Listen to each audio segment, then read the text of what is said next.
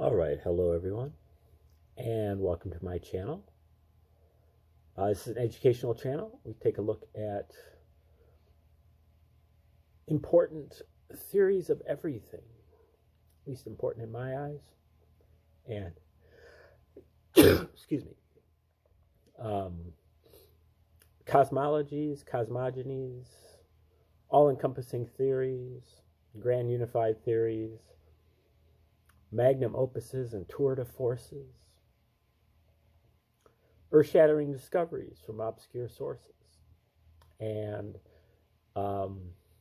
we do this so we can help you out with your paradigm shifting, your awakening to 5D consciousness, your formation of a holistic worldview, your quest for better spiritual, mental, and physical health. And especially in the case of that you might be slightly daunted. A lot of this stuff is esoteric. A lot of stuff is difficult. Requires some background contextual knowledge. And so we try to provide that. We try to kind of walk you through it. I believe there's a lot of people out there that would like to learn about some of this stuff, but just can't get started. And today we are moving on here with our kind of New Testament decode, and there are many different sources that we're going to be using for decoding, but we're starting with the typology that's discussed by Joseph Atwill in his books, and where he is using the New Testament, in particular the Gospels, and well, at least in this case, and the books by Josephus, in particular the War of the Jews. And Atwill's argument is basically that the New Testament is somewhat of a psyop. It is fiction that was invented by the Roman Caesars of the Flavian dynasty, Vespasian, Titus, and Domitian. Vespasian, the father of the two brothers, Titus and Domitian, who ruled Rome from 69 until 96 AD. And he surmises that they wrote the Gospels and backdated them by like 40 years, maybe even 50 years, and then gave Jesus a lot of prophecies put into his mouth. Many prophecies of the coming of the Son of Man, the second coming, and the apocalypse, and all of those things were fulfilled by the Roman emperors. So in the New Testament, the prophecies that Jesus makes are fulfilled 40 or 50 years later by the Roman emperors. And also that the Josephus, the works of Josephus, which is important to know that at least according to Josephus's autobiography, he was a Jew, and he was a commander. In addition to being a priest, he was a commander of the Jewish army when they were fighting against the Romans in their War of the Jews from 66 to 73 AD. He was lukewarm about that whole commitment, but then he was eventually surrendered to the Romans, and he defected to the Romans. He gave he gave Vespasian, who was at the time the general, he gave him the star prophecy, which is supposed to be only for Jews, but he said that at a certain point, God began to favor the Romans over the Jews. And he said that Vespasian, you will eventually become the emperor. And that star prophecy, I believe, goes back to Numbers, and it's given, to predict somebody who is going to become a leader. Usually it's a Jew, but in this case, it was emperor. It was Vespasian, who then, when he eventually became emperor, he adopted Josephus as his son. So he was basically Titus's brother adopted and Domitian's brother adopted. Incidentally, which I mentioned a couple days ago, that Johanan ben Zakkai, one of the Jewish leaders, also gave Vespasian the star prophecy. And when he was rewarded, he got a land grant at Jamnia to begin to form what was called Rabbinical Judaism, what has become Rabbinical Judaism, which is kind of like a diluted and losers form of Judaism. They could no longer, talk about their temple because the temple had been captured. They could no longer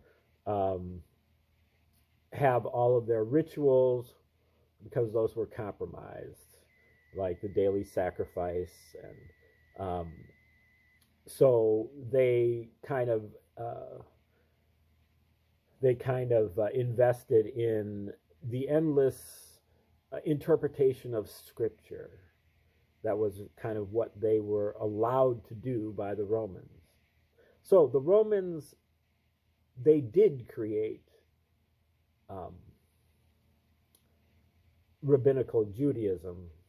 So it's not very hard to imagine that they also created Christianity, especially given the incredible parallels between Johanan ben Zakkai and Josephus. But the parallels between them are pale in comparison to the parallels between Josephus's War of the Jews and the New Testament. And so we introduced last time or the time before the idea of this typology.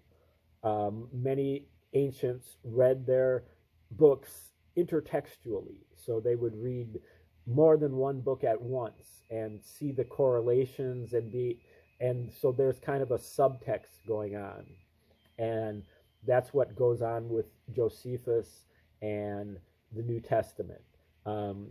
It's kind of every time that one of them makes kind of an offhand comment or an out of context comment, then that's kind of a trigger for you to know that they're making a parallel between this book and between War of the Jews and the New Testament, or vice versa. When either one of them kind of makes an errant comment, there are no errant comments. They are all coded with different subtextual messages.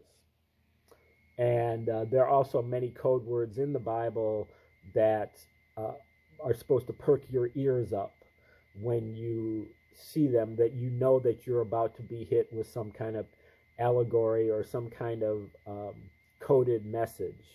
For example, when it says, "For those who have ears, let them hear," that means that they're about to give you a coded message. Okay, now we introduced the typology last time that had to do with now the parallels of the typology are that Jesus had a 3-month ministry, a 3-year ministry, and Titus became the general of the Jews in the War of the Jews when Vespasian became the emperor. So when Vespasian, his father, was appointed to emperor, he was no longer the general. He promoted his son, Titus, to become the general, while Vespasian became the emperor. Okay? And, but the parallels here are that Jesus has a 3-year ministry, and Titus has a 3-year military campaign. Every place that Jesus goes, Titus also goes in the same order. They go from place to place to place, and every place that they go, they have a parallel experience. Okay, and so the first experience happened at Gennesaret, or the lake, Sea of Galilee. And we talked about that yesterday, how Jesus recruits, I believe it was Simon and Andrew, into his disciple core group and tells them, you are going to become fishers of men. And that's the pattern, is that when Jesus says something allegorical like that, then you kind of think this is poetic language, or this is metaphorical, you're going to become fishers of men. But then when you read the War of the Jews, where Titus is at the same spot, it's completely literal. What he says actually happens. So when Jesus says, Simon, I'm going to make you a fisher of men, then in the War of the Jews, they're fighting, the Jews and the Romans are fighting on the Sea of Galilee, and many of the Jews fell into the water, and they pretty much, if they put their head up above the water, they were stabbed with darts or with spears. And Josephus basically says they were literally fishing for men. They were they used their nets, and they used their hooks, and they used their spears, and they killed all of the Jews in the water, as if they were fishing for men. Now, the next example here is the Passover lamb. And so this is a little bit more complicated because it brings in the Old Testament, it brings in the book of Exodus. Exodus 12 is kind of where the instructions for preparing a Passover lamb occurs. For example, in Exodus 12, they tell you that you're not supposed to break the legs of the lamb. Okay, so here we go. Now the Passover lamb situation occurs over at Passover supper, where Jesus asked the disciples to eat of his flesh. The New Testament Son of Mary, who asks that his body be eaten, and the Son of Mary. Okay, and so most people know that story. This is my flesh, eat of it. This is my blood, drink of it. And this, eventually leads to Holy Communion, like in the Roman Catholic Church. It's another important point to make, that everybody knows that the Romans eventually took control of Christianity. But most people think it didn't happen until the 4th century. This is just extending it back a couple hundred more years, that the Romans actually created the Roman Church way before that, in the 1st century. And many of the most prominent early Christians were members of the Flavian family. They were, relatives of Titus and Vespasian and Domitian. And Josephus was adopted relative, and he lived at the court of Rome. So you know, um, the Romans should be the first suspects. And they had the motive, they had the means, they had the method, they had the opportunity, they had the resources to do this. So they're first in line when if you think that this is a psyop. Okay, now I'm trying to see if I can find that the part of the story from the New Testament. I think it's in the book of John, but it might be in a number of the Gospels. Um, but the main point is that he says, eat of my flesh, drink of my blood, and then there's also an aspect that does come in the book of John where they are at Lazarus's house and Lazarus is dying, and Jesus kind of stalls a little bit, and by the time he gets there, Lazarus has been dead 4 days. And so that scene also comes into play here kind of as a confirmation of the fact that you are beginning to break the code here and to understand what this is really about. So, okay, now in Josephus's version of this story, or his parallel of this, it is occurring at the same location, which I think in this case is Jerusalem. I think they're at Bethany in the Gospels, which I think is kind of like at the corner, one of the corners of Jerusalem. And in this scene here with Josephus, they're talking about the siege of Jerusalem. And so this woman named Mary is it's the only Mary in Josephus. There are a number of Marys in the New Testament, but this is the only Mary in Josephus.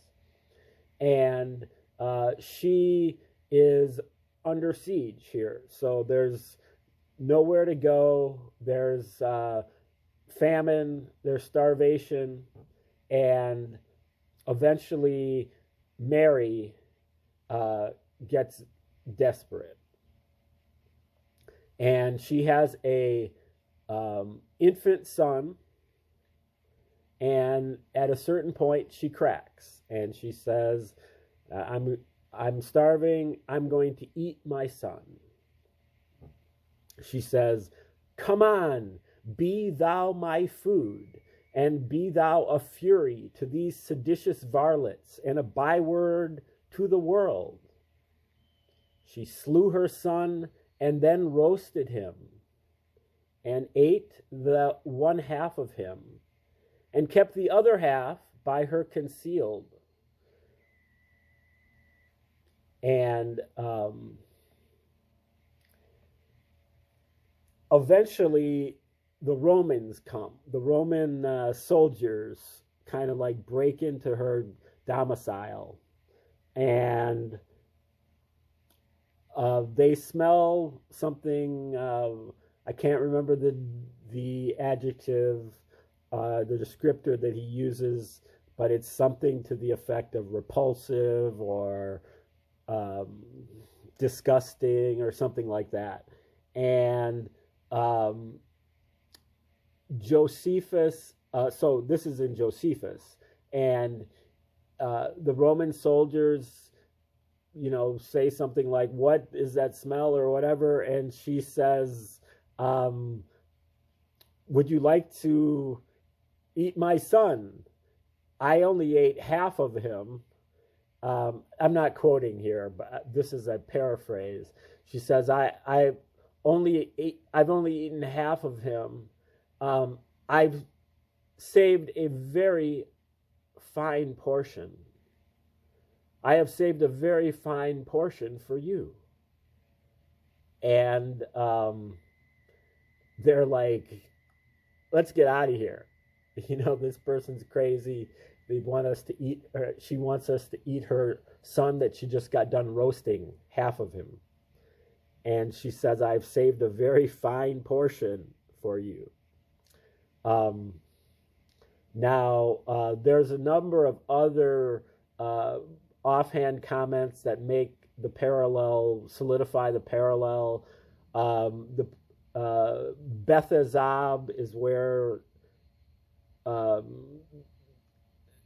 don't know if that's, I know Beth means house, so I don't know if that's the house, but it signifies the house of hyssop, Hyssop, and hyssop is used there, what is originally from Hanukkah in the book of Exodus, and that is what is used for the Passover, for the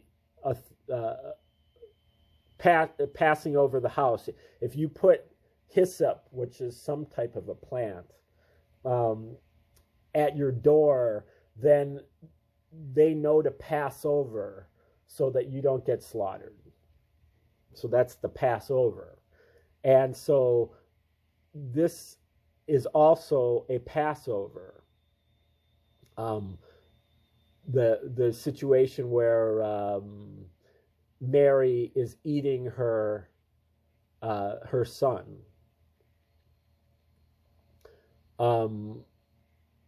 It says the Israelites used to mark their houses with the blood of the sacrificed Passover lamb.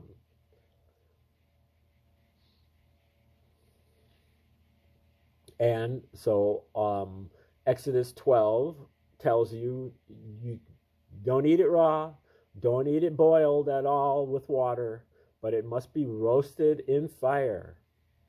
Its head with its legs and its entrails, not one of its bones be broken.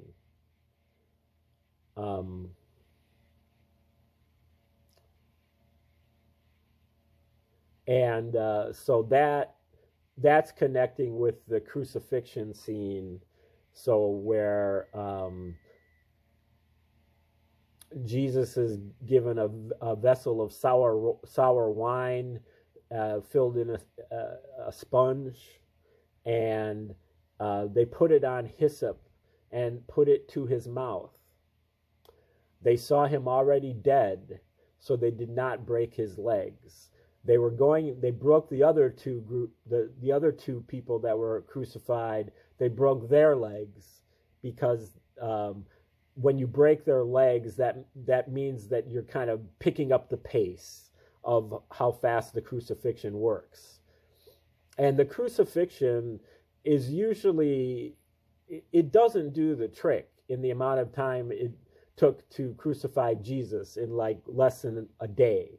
Usually crucifixion goes on for several days, if not longer, because it's not like your whole body isn't supporting that. They've got you kind of chained up on your body, so you're not like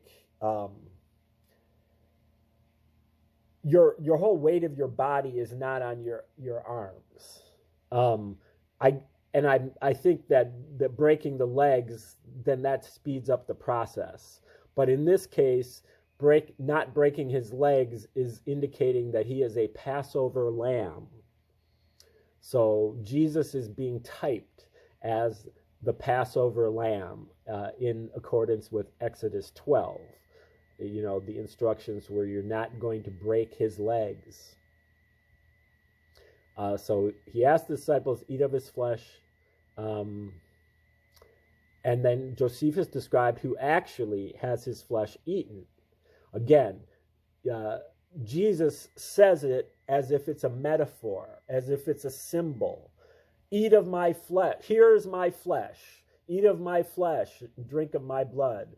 But then when Josephus tells the story, it's completely literal. Just like with the fishing for men story, and then where the Romans are killing Jews in the water. And then now we're talking about the Passover lamb, eat of my flesh. Mary, the mother of this Passover lamb, eats of his flesh. In Josephus, the translation says, having pierced through Mary's very bowels. In Luke, it says, the sword will pierce through your own soul. So the Jews had their heart pierced. Okay, so Mother Mary, hyssop, a son who is a sacrifice, a son whose flesh is eaten, a son who is to become a byword to the world, a Messiah who instructs his followers to symbolically eat of my flesh, actually having his flesh eaten. And then when we get to the book of John, that's where Lazarus is dead, and Jesus eventually goes and resurrects him. But before that happens, Jesus is in the house with Mary and Martha, and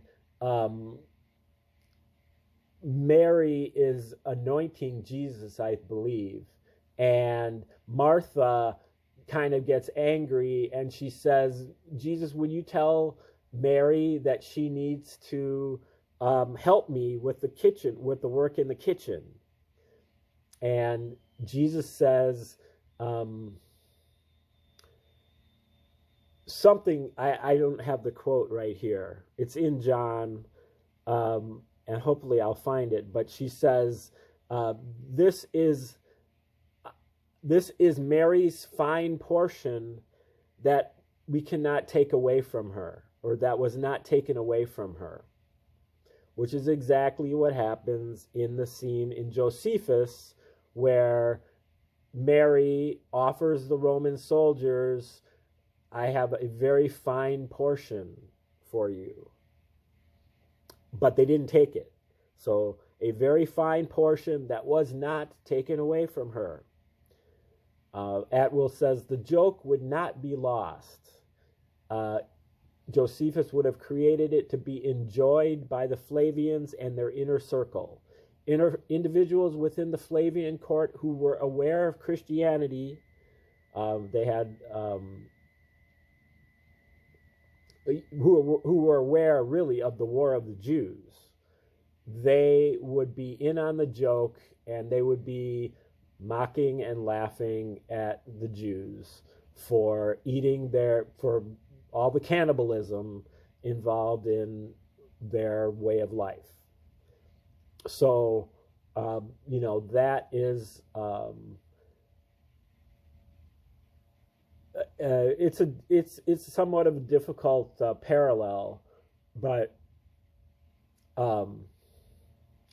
that's kind of an example of how the Romans communicated these things. So it's also important to note that the Passover lamb was a big deal as far as the religious separateness of the Jewish people. You had to be in on the story, and it was another festival, another event that separated the Jewish people from the Romans. Judaism's requirement of religious separatism was one of the causes of the war with Rome. And by creating a Passover lamb for the Son of Mary, or by creating a Passover lamb for all mankind, the New Testament was clearly, on one level, ending the religious separatism that made it impossible for Judaism to be absorbed into the Roman Empire.